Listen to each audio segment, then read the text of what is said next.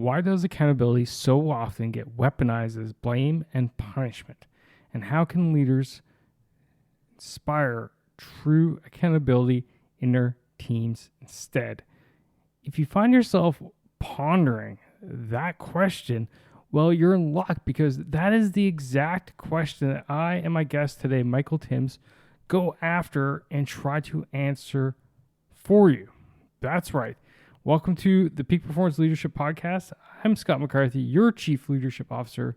And today we have Michael Timms on the show going after all about accountability and how we can properly use accountability.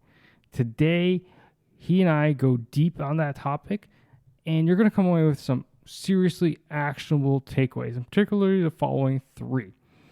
And the first one being, you're going to understand that accountability isn't blame. What you're going to discover is that true empowering definition of accountability as ownership of results and improvement, and it's not a search for a scapegoat. The second thing is, you're going to learn all about the blame game biology. You're going to understand the surprising psychological and neurological forces that drive our instinct to assign blame. And you're going to learn how to rewire your brain for better leadership. I know, pretty woo-woo, right? Anyway, the final thing you're going to take away from this is that you're going to learn how to model and instill accountability in your teams. In particular, you're going to learn some actionable strategies to stop blame, model accountability, and empower your teams to step up. But wait, there's more. You're definitely going to want to stick around for a fascinating science-backed explanation why our brains are hardwired to blame others, and the actionable mindset shift can transform your leadership, transform your team's results, and even your family life. This is more about leading teams at the workplace. This show is about leadership everywhere, and you just learned or will learn about it. Today, our guest is Michael Timms. He's a leadership and accountability expert. He is the author of How Leaders Can Inspire Accountability. He's a TEDx speaker, which he delivered the acclaimed talk, How to Claim Your Leadership Power. He's a consultant and a trainer, of course, and he's a great old Canadian thought leader, known for his research-driven insights and practical tools for us leaders out there. This show is jam-packed, action-packed, and it's here ready for you. So with that, sit back, relax, and enjoy my conversation today with Michael Timms.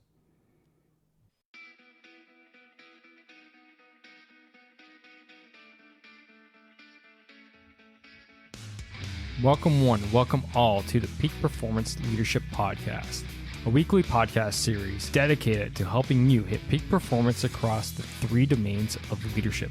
Those being leading yourself, leading your team, and leading your organization. This podcast couples my 20 years of military experience as a senior Canadian Army officer with world-class guests to bring you the most complete podcast of leadership going. And for more, feel free to check out our website at movingforwardleadership.com. And with that, let's get to the show.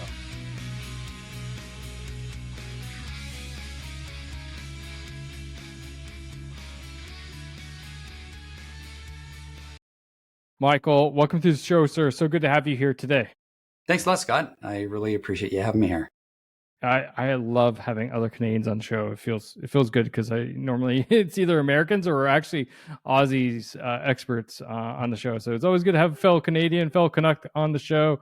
We will not talk about hockey as we record. It is in the midst of the Stanley Cup Finals, but we will talk a lot about accountability and leadership today for sure. All right, sounds great. So let's dive in, because you literally wrote the book about accountability and how to inspire accountability. And first off, I've been saying for a while, accountability gets a bad rap.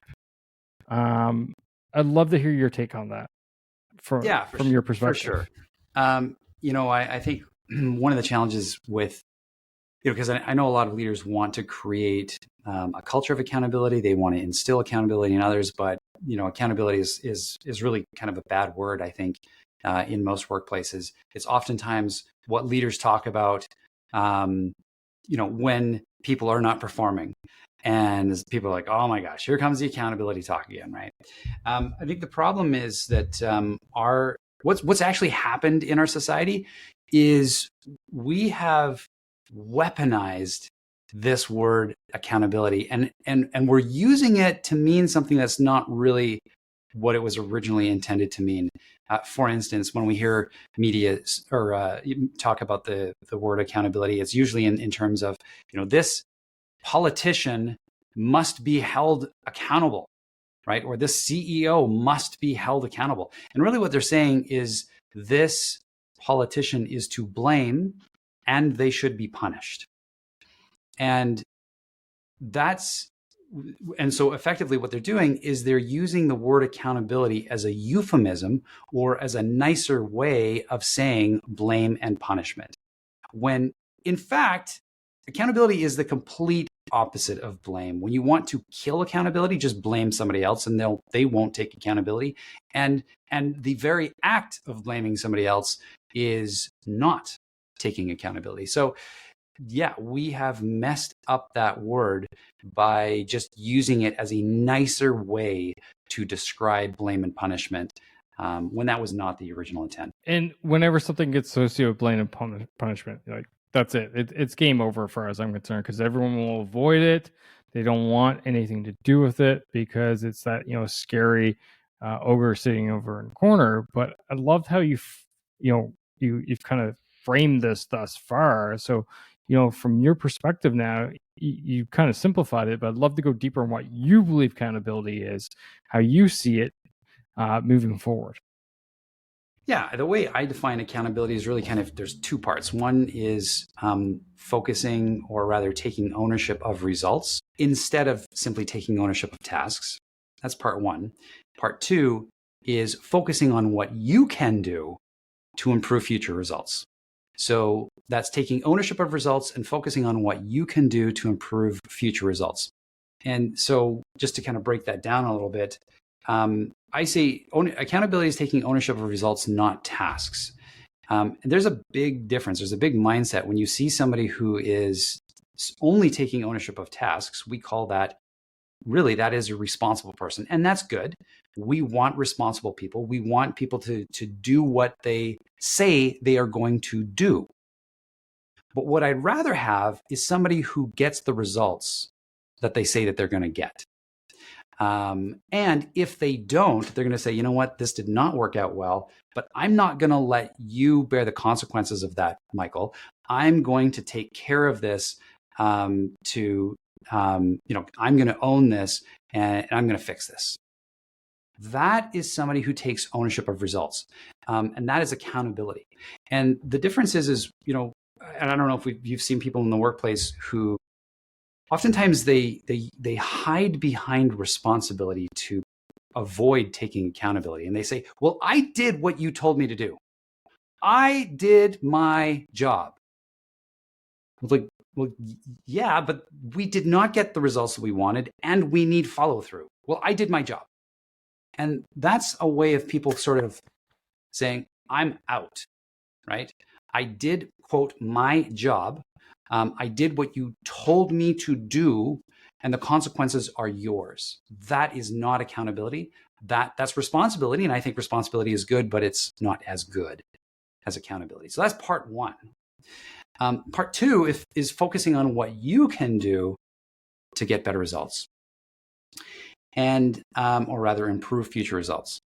And that's different than me focusing, well, if Scott would just do his job, if he would just do his job, then I could do my job. But I can't do my job until Scott does his. So again, that is not accountability. Accountability is saying, hey, look, Scott's going to do what Scott's going to do. But what I can do, this is the part that I can control. That's what I'm going to focus on. And I'm going to focus on what I can control to produce better results. So that's the mindset that I have seen transform cultures from finger pointing to I've got your back. I know you're going to drop the ball sometimes, and so am I, but I'm here to pick up the balls that you drop. You're there to pick up the balls that I drop. We are just moving forward to get better results. We're all about improving ourselves and improving our organization to be the best we can be. That right there, that definition of accountability, the way I defined it, from my perspective, that's what I have seen really make that transformation. Love it. Absolutely love it. And aligns very well with how I operate, because I have a saying. My saying is, so actually I'll back up. So right now, as before we hit record, I told you I was part of the Canadian Army, right? Senior officer in Canadian Army. So my actual day job is I am the commanding officer of our largest supply depot in the country. So I got 185 folks that work not directly for me. They're not all direct reports, but you know what I mean. So my saying is with them is like, listen, guys, I'm responsible for our failures. You're responsible for our successes. And with that is like, hey, that means I'm going after to find and take care of everything which is directly linked to, as you said, the results, and do what I can. And at the end of the day, if we don't achieve those results, that's on me, because I haven't done something that I ought to have done, right? It's not like, oh, well, they didn't give me enough people. Well, you got to figure something out. You got to figure out a plan, right, to move forward. But my team, they're the ones that do the day job. They're the ones that are actually packaging and shipping the goods. They're the ones that are taking care of this stuff. They're the ones for my success. It ain't me. I ain't on the shop floor. I was down there today checking things out, but still, I'm not the one doing the day-to-day business. And I feel like if people just had a very similar mindset, then suddenly you hit that. But you hit something which I'd love to dive into, and that is what I refer to as the blame game. And it's like pointing the finger, like, well, if they had done their job, we wouldn't have been messed up. And it just drives me nuts, because I find there are never any winners when we start playing the blame game. So I'd love to hear, from your research, your expertise, like, why the hell do we end up in this space where we're just pointing fingers all day long? Yeah, it's a good question. A lot of people don't ask that question, but that is the right question, is why do we blame? Why do we blame so frequently? And I think one of the things I do an experiment with my clients to have them pay attention to how often they're tempted to blame in a week. And most of the time they come back and they report back that they are surprised how often they feel the urge to blame somebody else when something goes wrong. Well, there's a reason for that. There's both a psychological and a biological reason for that. It's literally the way we are psychologically and biologically wired. And they've done a lot of tests on this. It's called the fundamental attribution error. That's the psychological term for it. And they've actually done some research to find out, fMRI studies to actually look inside the brain to see what is going on. Why do people do this? And let me explain what this is. If you walk into a room and you see a problem, and you also see 10 things that could have possibly created that problem, if one of those things is a human being, that's the only thing you see. And you immediately assume that person created that problem, and you are blind to the other 9 possible reasons why that bad thing happened. How we've always been told, oh, we'll give other people the benefit of the doubt. That's the right thing to do, but it's completely the opposite of what we are wired to do. We are wired not to give people the benefit of the doubt. We are wired to assume people make mistakes and create problems on purpose. So, and it really, honestly, when it comes down to it, it appears like it actually just is a wiring problem in our brain. It's actually the routing problem. It's a routing thing of how our brain processes information, and it routes things directly. When we see bad things, we immediately ask our amygdala, which is the fight or flight center of our brain. It says, why did that bad thing happen? And our amygdala is super fast at coming to a conclusion, but super stupid. And the only thing it can come up with is that bad thing happened because they did it on purpose, because they're lazy, they're unmotivated, they're careless, they're stupid, whatever it is. that is an amygdala produced response. And it is the first thing that comes to our mind. And we come to these conclusions so quickly, we don't even realize that we have just made an assumption. So that's maybe, I guess, that's maybe more than you were asking for, but that's the long. I love it. Keep going. I love it. Okay. Well, that's the long answer to why do we blame?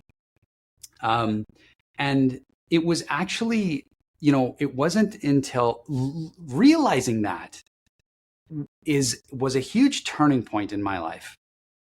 When you start to be able to look inside your own brain to see, hey, wait a minute, I immediately assumed that the reason I can't find this thing is because my wife has hid this thing on me maliciously, right? Is that probably what happened? It's probably not what happened. But why did I assume that immediately without even like it's happened so fast that I just know that when I can't find something, it's because my wife has maliciously hid this on me. Maybe because there's a past of that happening to some degree, but more than likely, it's because that's an amygdala produced result. And it was really transformational when I started to realize, oh man, that is why I'm coming to that conclusion. It's my amygdala that's doing that, right? It's this psychological gremlin I've got in bad wiring in my head that now allows me to sort of reverse engineer my own behavior and say, and start to retrain myself, so that when I see something, I know that my immediate reaction is probably going to be to blame somebody. And if I know that, and if I'm prepared for that, when I notice that in my behavior, I can stop, hopefully before I say something.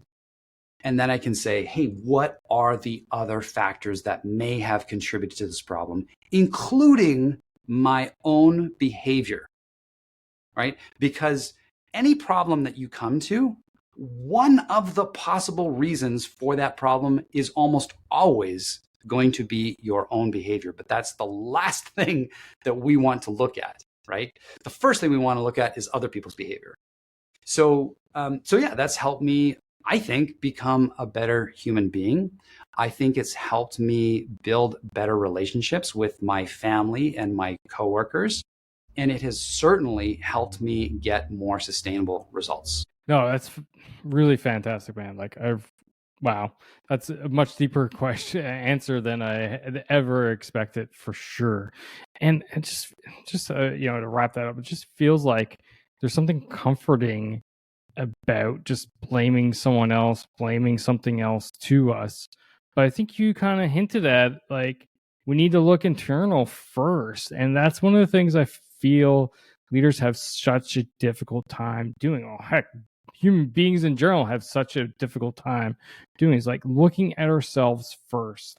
And when I'm working and I don't achieve the results, so the team, we don't get the results I'm looking for, the first question I ask myself is, okay, what did I not provide?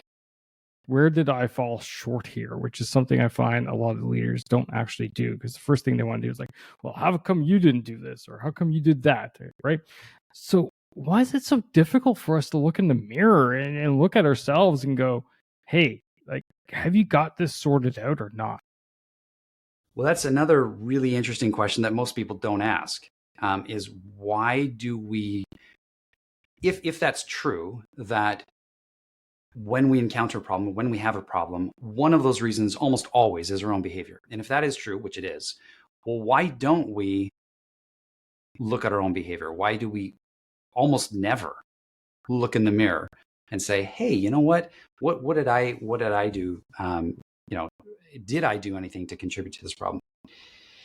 The reason is because, again, another psychological gremlin is that we have roaming around in our brains is called the self-enhancement bias.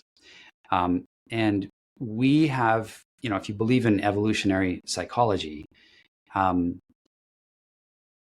person who looked at the woolly mammoth, who's holding the spear and sees the woolly mammoth and says, holy crap, that thing is going to trample me. that person likely did not live. But the person who said, I got this, I can take this sucker down, those are the people that we're related to.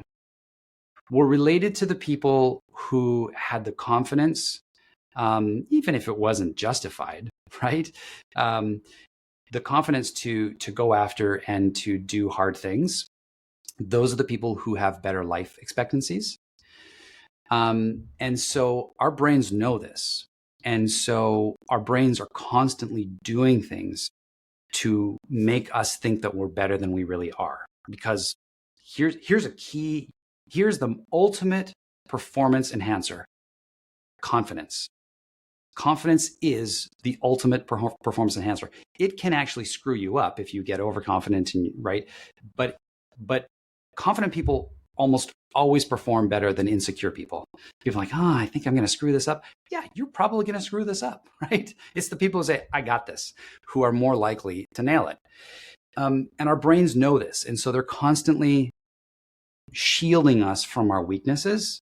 And that's one of the things. That's why we don't look in the mirror as often as we should.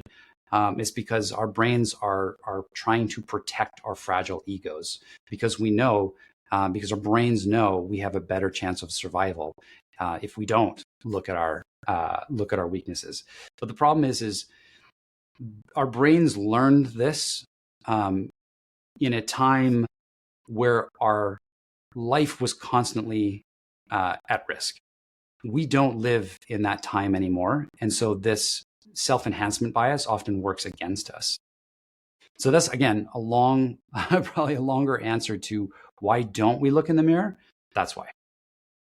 No, it's beautiful, man. I absolutely really enjoy it. And I like going deeper because it's all about the understanding of the background. Like, oh, you could go, oh, well, we just don't like doing it. Well, okay, but why? What's the rationale behind it? And actually understanding, so that I find what it does when I'm using all the, this is my education, right? Leadership 101 for me, this podcast for the past 8 years. And what I find it does when I learn this stuff, it goes, okay, now I can actually attack it when I'm in that space. You know what I mean? Like, I understand the background now. I'm like, okay, I can go ahead and get after the fallacies that are in my mind, so I can take it out and actually do what's right. So, we've talked about what accountability is from your perspective. We talked about the blame game and why we do it so much and why we shouldn't do it. We've talked about, this bit now. Now let's dive into actually establishing true accountability, because when you talked about accountability near the beginning, you mentioned something which I absolutely love, and which I believe accountability is too. And it's like, hey, I got you, man. Michael, I got you, right? Like, I got your back. Because we all slip up, maybe someday it's like kid was sick last night. I was up, until 4 o'clock trying, cleaning up, the mess in the bathroom and the bedroom and all this stuff. Didn't sleep well. Oh, I got this TPS report I got to do now. All I'm trying to do is get this coffee downrange so I can actually somewhat function. I got you, man. I got you. So I love to hear about how we can instill that type of accountability in our teams, because that to me is where we actually hit peak performance with our teams. Exactly. And it is, you know what, and that's the answer to that question is really the answer to, why is it helpful for us to look in the mirror? And to get to that kind of culture, really the key thing, the two key things to get to that type of culture is, number one, stop blaming people, because nobody's going to have your back if they feel that you've just stabbed them in the back, right? If they feel that you've just blamed them, and our brains interpret blame the same way they interpret a physical attack. So when we're blaming people for problems, our brains totally interpret that as that this person is attacking me, like with a knife, basically. And we remember that, right? We will remember that for years. And so I'd say, if you want to build that kind of team environment where it's like, hey man, I got your back, you got my back. Number one, get rid of the blame, right? Do not tolerate it. First of all, don't do it yourself. But secondly, don't tolerate it in your teams. But it goes back, but the second step is acknowledging your part in problems verbalizing it, it does a couple of things. Number one, it actually allows you to model accountability. It allows you to realize, what do I have control over? I have control over my behavior. I do not have control over your behavior, Scott, or anybody else's. Honestly, even people who report to me, I can't control their behavior. Hopefully I can influence it. The only thing I can truly control to change my outcomes is my own behavior. And so as you verbalize it, you say, you know what? I didn't do this. And if I had have done this, that would have given me probably a better chance of getting a better outcome, right? When I can realize that therein lies my power to actually produce better results for myself. So looking in the mirror, in my mind, is the act of accountability. It's saying, hey, I'm owning my part in this problem. I'm not falling on my sword all the time. I mean, for sure, as you pointed out, you know what, when your team makes a mistake and you're talking to somebody outside your team, you got to fall on your sword. It's all you, right? As you pointed out, Scott. But, one-on-one, when I'm talking to people, or when I'm with my team and we're trying to, talk about a problem, unless it is totally my fault, I don't think it's helpful to say, oh, this is totally my fault. That's not what I'm talking about. I'm talking about just owning, what is my piece in this? This is something I could have done. This is something I did do that did not help. This is something I could have done that would have helped. Own your piece of it. That is your power, right? But the other thing it does, in addition to modeling accountability and showing people what they should be doing, it actually makes them safe to do it themselves. And it makes it safe for them to say, oh, well, you know what? It's okay. I'm seeing Michael is owning this, his part. I guess it's okay for me to say, yeah, I'm not saying this is totally my fault, but I can see how I could have done things differently, and that would have been produced a better outcome. I'm more willing to say that now that, Michael has gone first or Scott has gone first, right? So it makes it safe for people to do that. But the other thing it does, when you look in the mirror, it actually earns you the moral authority to ask other people how they have contributed to the problem, right? If I launch into a problem and say, hey, Scott, how did you contribute to this problem? You're probably going to feel a little defensive, right? Well, hey, screw you, buddy. Like, this isn't all me. But if my immediate reaction when I see a problem is, hey, this is a problem, this is not okay, you know what, this is probably my part in this problem.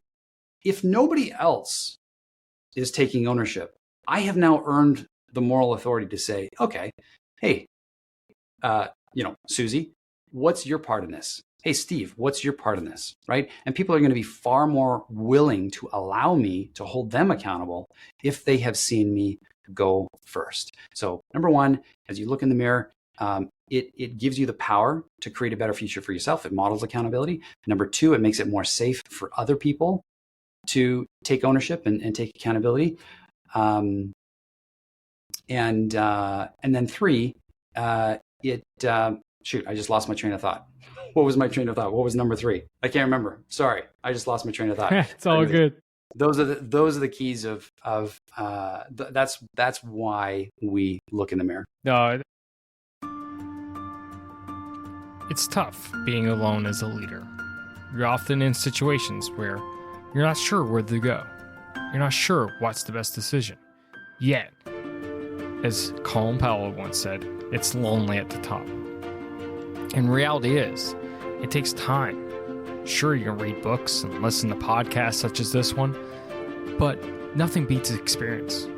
But who has time for experience when you're at a situation right now that requires experience to lead yourself, your team, your organization through? That's where coaching comes in. You see, coaching enables you to unlock the experience in others.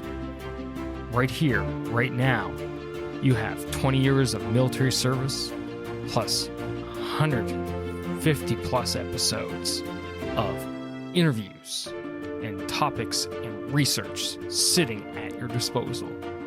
So what are you waiting for? Are you ready to level up your game, become that leader that you know you're meant to be?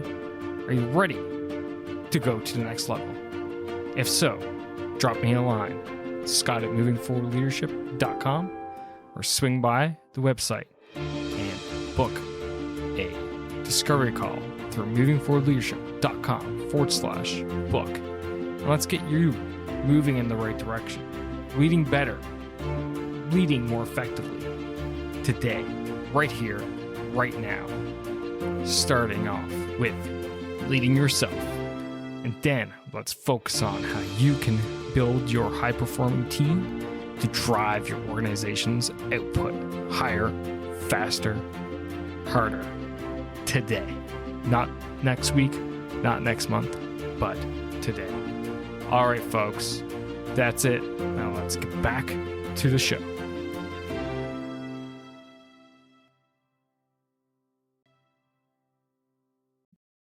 That is gold, absolute gold.